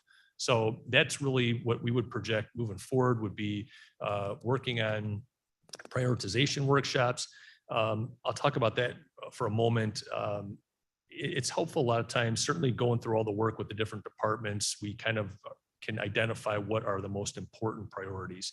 And just kind of from what we've developed to date, there's definitely some real important space needs priorities in the judicial side.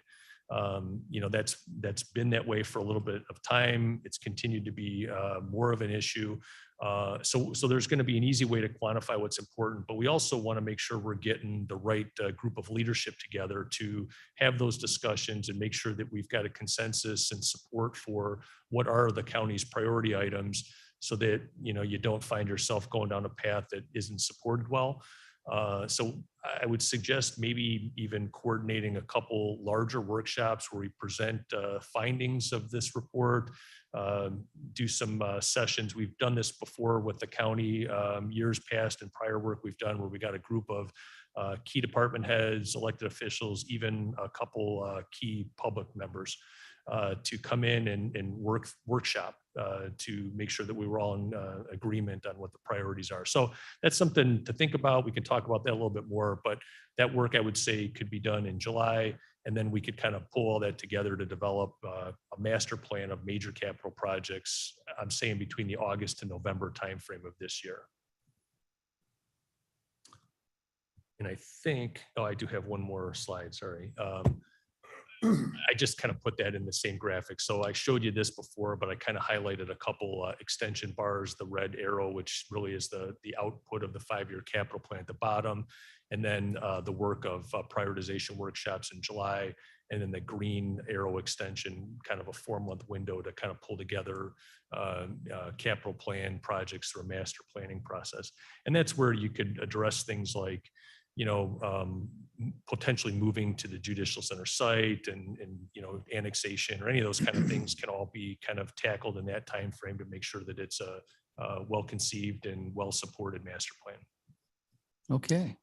Then, Mr. Davis, you had a comment, question? Yeah, I guess first of all, thank you, Jason and to White and Company. You know, listening to this reminds me that we've had a solid history of success working with White and Company before, and at the risk of becoming the broken record already, if we had come into today with, and not just had the consensus to do a couple of initial things about bond counsel and location, but a solid plan to move forward, I think that what has been done so far by White is exactly what would have been part of the next initial steps. This will be incredibly useful in moving forward with a master plan, which is actually listed on there, and build out and development at the JC campus. So to me, this is I'm excited. it's exciting news. We've taken steps that are positive, and this is one more tool in that toolbox that'll help us get there. So, thank you, Jason. Thank you, Mr. Davis. Mr. Froz, comment? Yeah, I think this is great, and I'm totally satisfied with the July 1st. I think that'll be almost perfect timing for us, especially if we get back with some of these other answers we talked about today. Looking at all the charts and spreadsheets, I'm looking forward to the conclusion chapter. But I guess just finally, my question, Jason, we have that old site plan for the Judicial Center that White did many, many years ago, kind of, simple. Will that be updated, or that be considered kind of a separate project if we get into talking about buildings? That would be part of the master plan efforts. And certainly, as you know, it looks a little different today than it did in that diagram with the multi-use facility and so forth. So we're going to reevaluate things. But yeah, coming on the master plan would be more detail. We take all the individual needs and bundle them into proper projects. So like, I'll just take for sake of discussion, if you decide to build a new government center building, recreate sort of what's on this campus, we would take all the different departments that would belong in that building, put them together, add what we call a building grossing factor to come up with an overall square footage for the building. And then we would lay out kind of location, test fit, parking, plan it all out for a project, kind of more at a project level. So it would include diagrams of updating the site. And that's where I think we'll talk about how detailed to get with that. I think certainly projects that might be at the highest priority level that have good support, you may want to take those a little bit farther to get more detail. That way we can be more certain of costs and any other issues that may come into play. And others that might be, 20 years down the road or something, we might just conceptualize a home for them, but not get into as much detail because things can change in time. So that's kind of the process that happens during prioritization and leading into the master plan. Thank you. Sure you don't want to hang around for another 4 years? Drew? I might Yeah, get slated or something. always come to public comment. Mr. Chairman, 3 minutes off topic. Just one moment, Ms. Bates. Mr. Martin? I have two questions. First, and to the fact of the Route 38 campus. I think we announced decades ago when we bought that, we began to construct there, that the overall plan for the future was to consolidate facilities on that site. Am I fair in assuming that you're building into this report when we're going to have to build a parking deck out there, because they're frightfully expensive and maybe frightfully necessary depending on our utilization of the real estate. So I want to know that we have that in our future. And then the second thing is, if you, and again, I'm assuming you're doing all this, but if you look at the age of the people that show up at the treasurer's office to pay their tax bill, my generation is soon to be dying off. And I don't think, I would bet you our recording secretary hasn't been inside a bank for 10 years. The younger generation just doesn't utilize these facilities. And I just want to make certain that we're anticipating the reality of what the world has become. The utilization of the Judicial Center, we were forced into it by the pandemic, but what we're finding is that huge chunks of time and money can be saved by not being physically present in a room or hauling prisoners in from a jail or that type of thing. So I'm hoping when I see this that that's that kind of thing is accommodated because the thought of how much space we need for people to come and pay their tax bills when nobody's going to be coming in to pay their tax bill gives me pause. Sure you don't want to hang around for another 4 years, Mr. Martin? I'll make two quick points on that. Relative to parking, yes, we would be looking at decks if needed. Certainly, if we can avoid them, much the better, because they are frightfully expensive, as you said. But that will be part of the consideration. And then in our analysis and meetings with the departments, we talked about a lot of those operational items. How many people are coming, what might change over time. Had a lot of discussions about just changes in work habits and that. As an example, Chief Judge was really good, very open-minded about looking at alternatives. I think a silver lining of the pandemic is it did push people to think differently, use much more technology, especially in the court system. Chief Judge has been, very open to exploring different ways to handle that, slightly different courtroom layouts and that. So a lot of good discussion on that. That'll continue to evolve over time, but those were all things that we talked about. Thanks. Okay, now, is there anybody else on the committee? Mr. Ford wants to come out, and then after the committee, Ms. Bates, I'll have Thank you. Yeah. First, Mr. Ford. All right, thank you, Mr. Chairman. I just want to thank you and White and Company for this report. I am very eager and anxious to see the end of this. I'll be sitting on the edge of my chair at that time. This is a very thorough follow through with what we need. I really want us as a group to take this information and produce this master plan that we're going to follow through with all the way, instead of it being a book on the shelf. Get on the shelf. Right? Right. The other thing is, you mentioned about the technology part. I would love to hear from the different department heads on what their foresight is when it comes to technology part, especially RT people, how that's going to play a part of this, and what kind of space and infrastructure they need to keep up with the future of IT if we start doing more things with Zoom or whatever it's going to take, how that's going to play a part of it. Okay, thank you, Mr. Ford. Another quick one. I don't Okay, want to what- frustrate Mavis too much, but Yeah, well, you get one more shot, then you get two chances. quickly, Mr. Davis. I'm not sure, Davis speak, I'm not sure that parking is avoidable. That's probably a structure we have to do. We had some discussion previously about P3 efforts. Is that something that will still at least be factored in or in, Yeah, I think I don't know if everybody heard that Yeah, because you didn't speak into your microphone, but P3? P3? Well, yes, the P3. public-private public-private partnerships. Yeah. partnerships, thank you. At least be one of the considerations as we Yeah, you so, have that on your list. yeah, that's something we'll definitely talk about. That ties into, as you think about things like bonding for projects. So I won't get into the weeds on public-private partnerships, but essentially it's a mechanism for private enterprise to be engaged on a project. It's a different financing model a little bit too. So sometimes parking structures, something that has a potential to generate revenue, can be a great source. Somebody else will pay for the investment, and it'll be usable by the county. So Solar panels. there's a lot of there's a lot of avenues to talk about with things like that. And those are all the kind of discussions we can have as part of master plan. Those are details later. Yes, to be discussed. Okay, Madam Bates? Thank you, sir. Yes.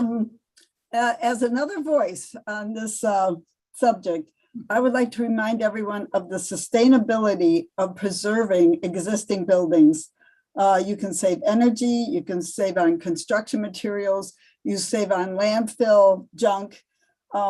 There's an old saying that if all you've got is a hammer, then every problem looks like a nail. And I want to remind everybody, and thank you to Jason for this wonderful report that is very thorough and very understandable. But if all you have is a hammer, then every problem looks like a nail. I would like to say that if you've got an architect, then every problem looks like a new building, because that's what architects do and love to do and what they're good at doing. Mr. Martin made a good point that people don't go into buildings anymore. Do we really need big new government buildings? And for this master plan, please do not presume a new government center, which could be a huge expense to the county and to future generations. Thank you. Thank you, Mrs. Bates. Okay, anybody else committee-wise? Madam Chair, Mr. Froz, I'd just like to one say more that- time. I would just like to say that we are thinking of future generations with our planning today. Okay, Thank well, you. enough said. Mr. Froz, thank you.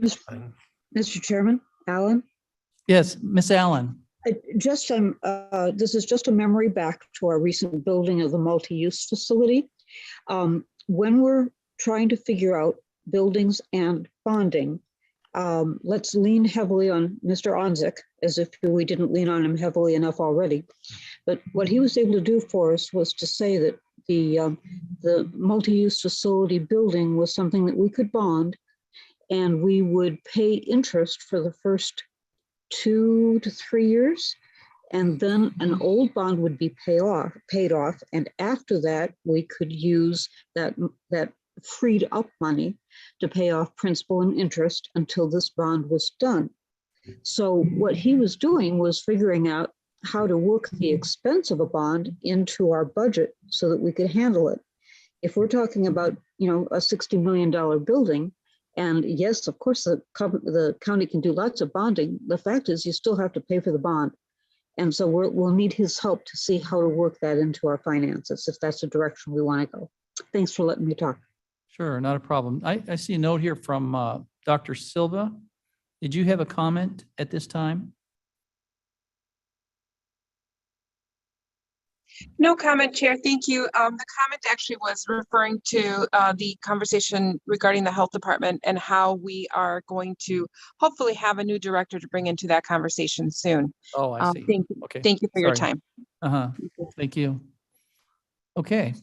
Well, that being said, then I think that's all the questions and comments we have at this time. We certainly look forward to our complete plan and 5-year plan in the very near future. Great. So thank you for attending. Thank you. I appreciate it.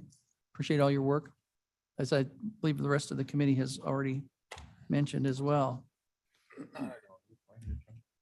All right, and moving on here, then I think some standard resolutions. Are we ready Yes, for sir. that? Yes, if you'd Resolution. like, I'll go through those. Okay, well, how about if I do, I will entertain a motion to authorize extension of a 20-acre farmland lease agreement. Roz moves. Froz moves. Council second. We'll give Gums a second. Then would you, Yes, Mr. this is Fonso? a release of the property north of the Judicial Center, the 25 acres, 20 acres tillable to CNC Farm. They're the incumbent. They're looking at a 3-year lease renewal. We don't get a lot of revenue from this because they just maintain and take care of the property. It's $3,312 per year. Total contract value for the 3-year term is $9,396. It's revenue, and we're recommending approval. okay, any questions for Mr. Fonstock? Madam Chair? To play devil's advocate, if we move forward with this, 23 will still be in planning phase. Will we need access to that property, the 25 acres, in 24, 25? Directed to Mr. Fonstock, There, question? there is a clause for termination, early termination. We just have to serve notice. So we can get out. We just can't take the field with their product or farm, their produce is in the field or whatever. So, but there is a And notice without- for termination. Without compensation. I even. think it's either 180 days or 90 days, something like that. Great, Okay, so thanks. there is an option for that. Okay, anybody from the committee? Or on the board? Okay, hearing no questions or comments, can we have our recording secretary over here very patiently? Berman, Berman, yes. Davis, Davis, yes. Ford. Froz. Yes. Gums, Gums, yes. Martin. Martin, yes. Pius. Caius, yes.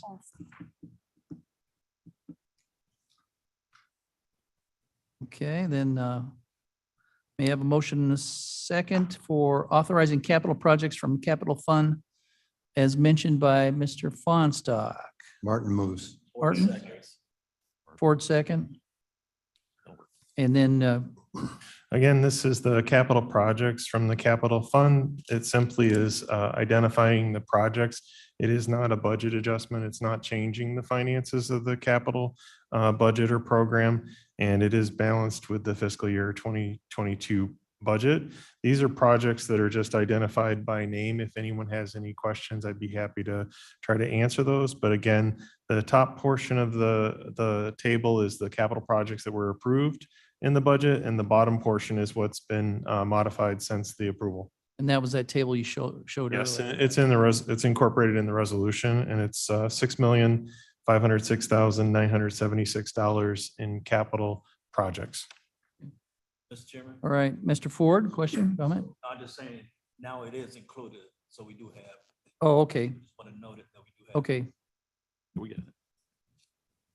great, thank you. And so then, any other comments or questions? A roll call, please. Berman, Berman, yes. Davis, Davis, yes. Ford, Yes. Bras, Gums, Gums, yes. Martin, Martin, yes. Caius. Caius, yes. Next resolution E, item E, resolution authorizing a contract extension for refuse removal and recycling services for Kane County Government, Division of Transportation, Kane County Sheriff, Animal Control, and the Kane County Forest Preserve. Gums will Motion- move. Gums move, Ford seconds. Ford seconds. Mr. Fonstock, This is a one-year renewal for a contract that we have with Waste Management. They have provided in the resolution, which we probably don't need to review, a list of rates and increases that are coming with the one-year renewal. As you know, the inflation of different fuel and services, there is a price increase. There's also been some discussion regarding fees associated with it, which we will be working on with Energy and Environment and Recycling as we go forward to the contracting phase.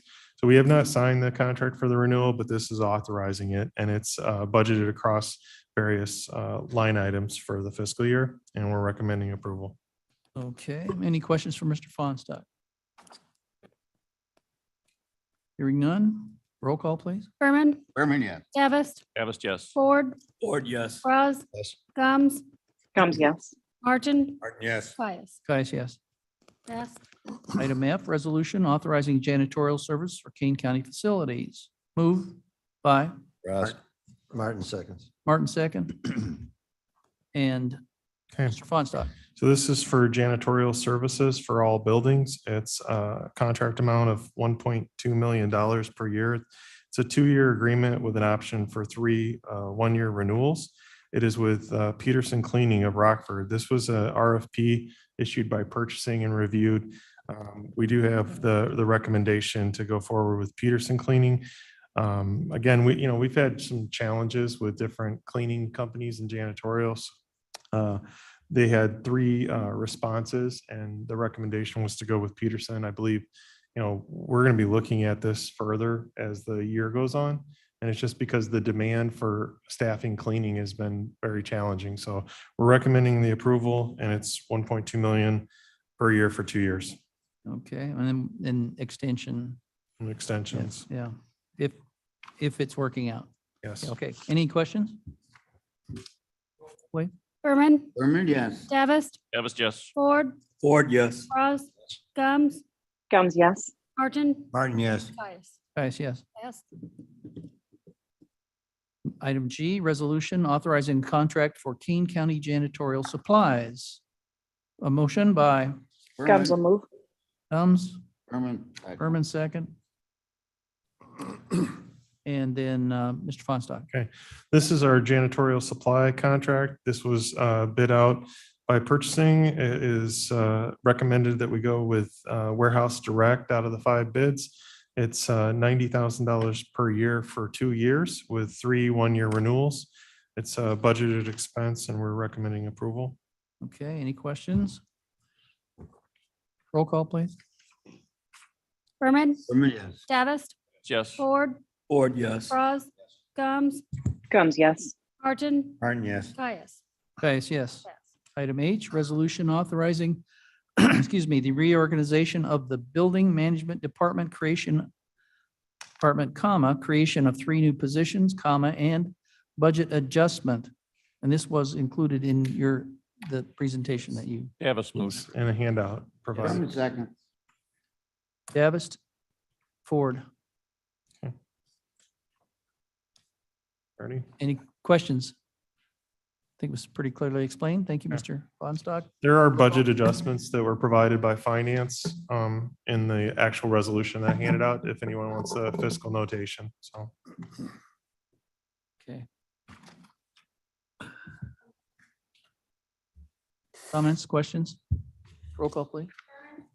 Davis, Davis, yes. Ford, Ford, yes. Bras, Gums, Gums, yes. Martin, Martin, yes. Pius.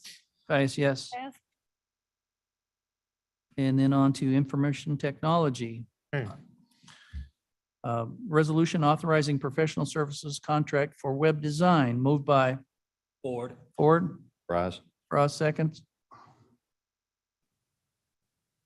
Mr. Okay. Feinstock.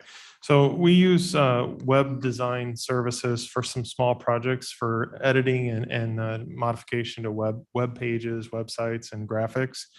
This was done through an RFP with purchasing, and we're recommending Cassie Design, which is an incumbent to us, and then a second vendor, CCI Worldwide.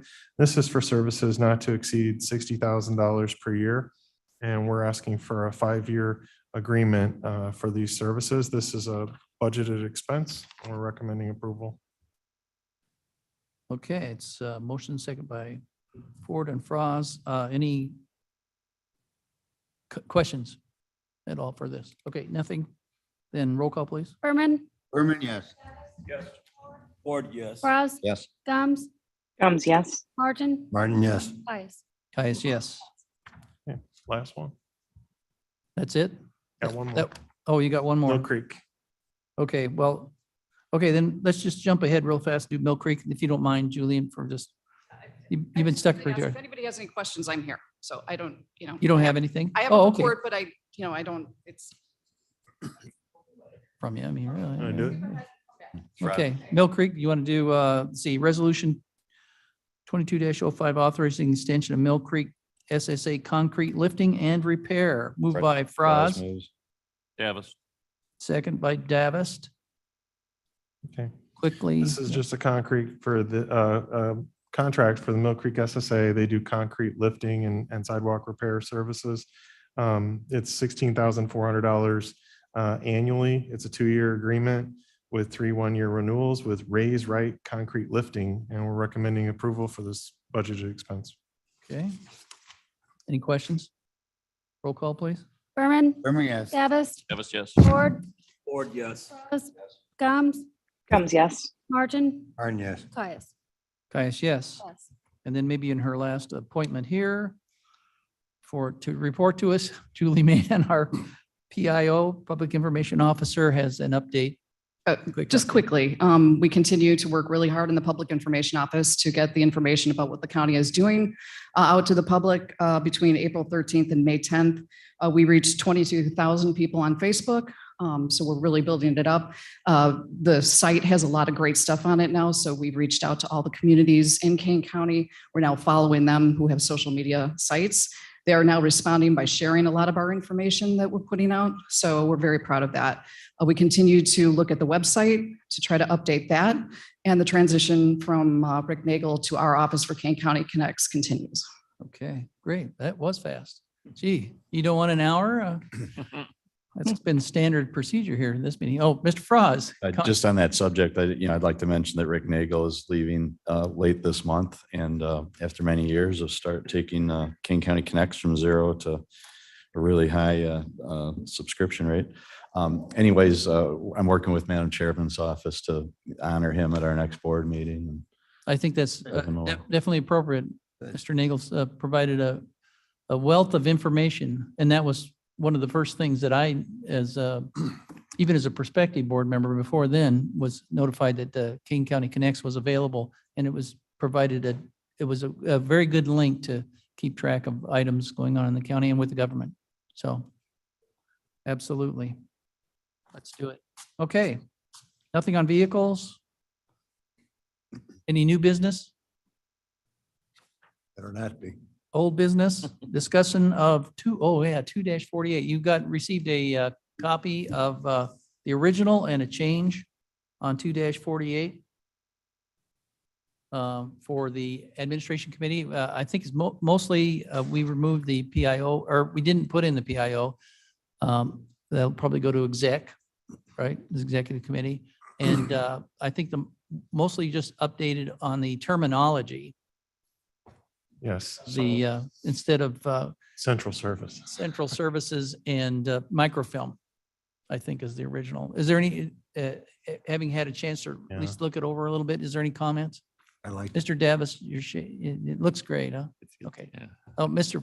Fonstock, yes. So just as a comment. Actually, and I should as turn it a- over to you. To mention it, the last person to hold the position of the Director of Central Services was Larry Briggs, and he passed away Saturday. Oh, yeah. So just to remember him and his service and work at the county. But he was the Director of Central Services, and that was probably 9 years ago, 10 years ago. Been a while. It's still in the ordinance. Yeah. There you go.